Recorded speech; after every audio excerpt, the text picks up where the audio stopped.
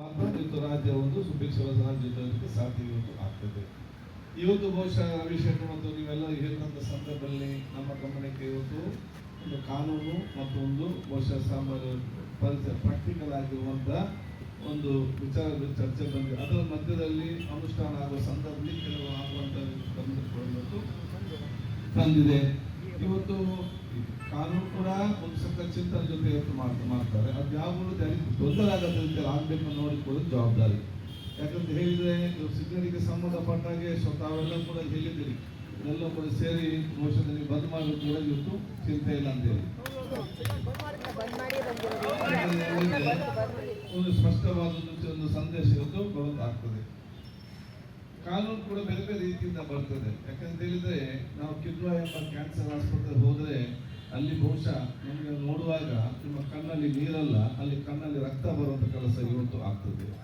ಅದೇ ವೈದ್ಯದ ಚರ್ಚೆ ಮಾಡೋ ಸಂದರ್ಭದಲ್ಲಿ ಬಹುತೇಕ ಒಬ್ಬೊಬ್ಬರ ಮುಖ ನೋಡುವಾಗ, ಒಬ್ಬೊಬ್ಬರ ಗಂಟಲು ನೋಡುವಾಗ, ಒಬ್ಬೊಬ್ಬರ ನಾಲಿಗೆ ನೋಡುವಾಗ ಬಹುತೇಕ ಅಲ್ಲಿ ಯಾಕಾಗಿ ಬಂದೆ ಅಂತ ಹೇಳಿದ್ರೆ ವಿಪರೀತವಾದ ಸಿಗರೇಟ್ ಸೇವನೆ ಇದಕ್ಕೆ ಪ್ರಮುಖ ಕಾರಣ ಅಂತ ಹೇಳಿ ಬಹಳ ಸ್ಪಷ್ಟವಾದ ಸಂದೇಶ ಅಲ್ಲಿ ನಮ್ಗೆ ಸಿಕ್ಕಂತ ಅವಕಾಶ ಕೂಡ ಇವತ್ತು ಆಗ್ತದೆ.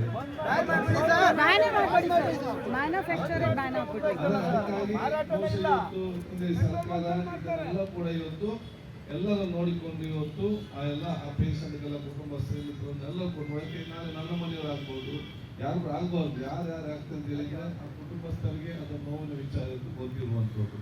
ಅದಕ್ಕೆ ತಾವೆಲ್ಲ ಹೇಳಿದಾಗೆ ಇದನ್ನು ಯಾವ ರೀತಿಯಿಂದ ಒಂದು ನಿಭಾಯಿಸಬೇಕು ಮತ್ತು ಈಗ ಏನಾದರೂ ಕಾನೂನಿನ ಸಂದರ್ಭದಲ್ಲಿ ಅದು ನಿಮ್ಮನ್ನೆಲ್ಲ ವಿಶ್ವಾಸಕ್ಕೆ ತೆಕ್ಕೊಂಡು ಬಹುಶಃ ಅದೊಂದು ಕಾನೂನು ಅನುಷ್ಠಾನ ಆಗಬೇಕು. ನೀವು ತಳಮಟ್ಟದಲ್ಲಿ ಶ್ರಮಜೀವಿಗಳು ಕೆಲಸ ಮಾಡೋದು ಕೂಡ ತೊಂದರೆ ಆಗಬಾರದು. ಈ ರೀತಿಯಿಂದ ಯಾವ ಹೋಗ್ಬೋದು ಅಂತೇಳಿ ನಾನು ಅತಿ ಶೀಘ್ರದಲ್ಲಿ ನಿಮ್ಮನ್ನು ಮೀಟಿಂಗ್ ಅನ್ನು ಮುಂದೆ ಕರೆದು ನಾನು ಖಂಡಿತವಾಗಿಯೂ ನಾವು ಉನ್ನತ ಮಟ್ಟದ ಅಧಿಕಾರಿಗಳನ್ನು ಚರ್ಚೆ ಮಾಡಿ ಇದನ್ನು ಬಗೆಹರಿಸಲಿಕ್ಕೆ ಎಲ್ಲ ಪ್ರಾಮಾಣಿಕವಾದ ಪ್ರಯತ್ನ ಮಾಡ್ತೇನೆ.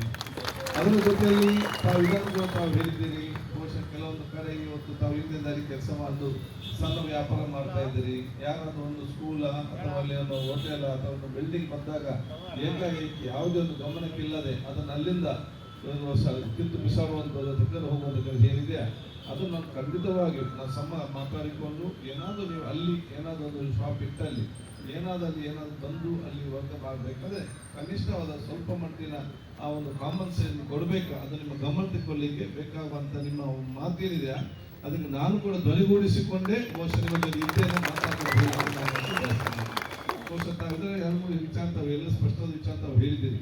ಬಹುಶಃ ಮುಂದಿನ ವಾರದಲ್ಲಿ ಅತಿ ಶೀಘ್ರದಲ್ಲೇ ನಾನು ಯಾರೆಲ್ಲ ಅಧಿಕಾರಿಗಳು ಬೇಕಾದ ಚರ್ಚೆ ಮಾಡಿ ಇನ್ನೊಂದು ಕರೆಸಿ ನಿಮ್ಮೆಲ್ಲ ಸಮಸ್ಯೆಗಳಿಗೆ ಒಂದು ಉತ್ತಮವಾದ ನಾವು ಸರ್ಕಾರ ಅದು ನಮ್ಮ ಇಲಾಖೆ ಅಧಿಕಾರಿಗಳು ಬಹುಶಃ ತಾವು ಶ್ರಮ ಪಡುವಂಥ ನೀವು ಮತ್ತು ಈ ಕಾಪ ಅಧಿಕಾರಿಗಳು ಎಲ್ಲ ಒಟ್ಟುಗೂಡಿಕೊಂಡು ಸ್ವಸ್ಥವಾದ ಸಮಾಜ ಮತ್ತು ಒಂದು ಬಲಿಷ್ಠವಾದ ರಾಜ್ಯ ನಿರ್ಮಾಣ ಮಾಡಲಿಕ್ಕೆ ಏನೇನು ನಾವು ಜೊತೆ ಸಹಕಾರ ಮಾಡಬೇಕಾ ನಾವೆಲ್ಲರೂ ಕೂಡ ಒಂದು ಜೊತೆ. ಯಾಕಂತ ಹೇಳಿದ್ರೆ ಈಗ ನಾವು ಬೇರೆ, ನೀವು ವ್ಯಾಪಾರಸ್ಥರು ಬೇರೆ, ಪೊಲೀಸ್ ಬೇರೆ ಅಂತಲ್ಲ, ನಾವೆಲ್ಲರೂ ಒಟ್ಟುಗೂಡಿಕೊಂಡು ಈ ಸಮಸ್ಯೆಗೆ ನಾವು ಬಗೆಹರಿಸಿಕೊಂಡು ಆಲೋಚನೆ ಮಾಡಿಕೊಂಡು ಎಲ್ಲ ಒಗ್ಗಟ್ಟಿನಿಂದ ನಾವು ಕೆಲಸ ಮಾಡುವ ಅದಕ್ಕೆ ನೇತೃತ್ವವನ್ನು ನಮ್ಮ ಸರ್ಕಾರ ಖಂಡಿತವಾಗಿ ಕೊಡ್ತದೆ.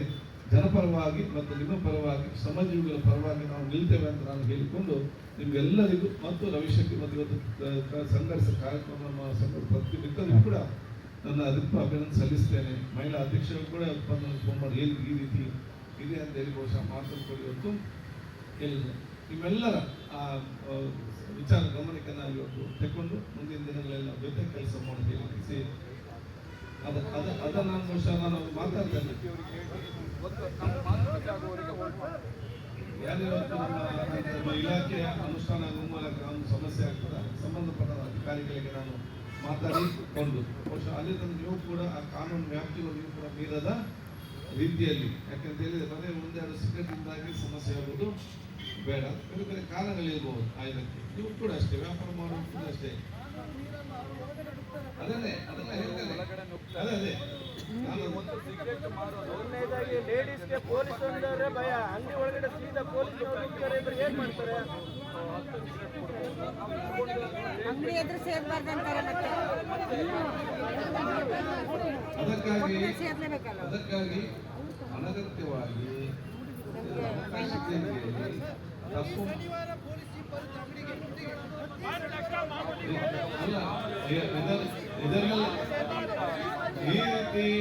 ಈ ರೀತಿ ರೀತಿ ಅನಗತ್ಯವಾಗಿ ಈ ರೀತಿ ಯಾವುದೇ ಒಂದು ಇಲಾಖೆ ಅಧಿಕಾರಿಗಳಿಂದ ತಮ್ಮಂತ ಶ್ರಮಜೀವಿಗಳಿಗೆ ಏನಾದರೂ ಇವತ್ತು ಏನಾದರೂ ಅನಗತ್ಯ ಕಿರುಕುಳ ಕೊಡುವ ವಿಚಾರ ಬಂದ್ರೆ ಸರ್ಕಾರ ಅದನ್ನು ಬಹಳ ಗಂಭೀರವಾಗಿ ತಗೊಳ್ತದೆ. ನಾವು ಕೂಡ ಅದನ್ನು ತಗೊಳ್ತೇವೆ.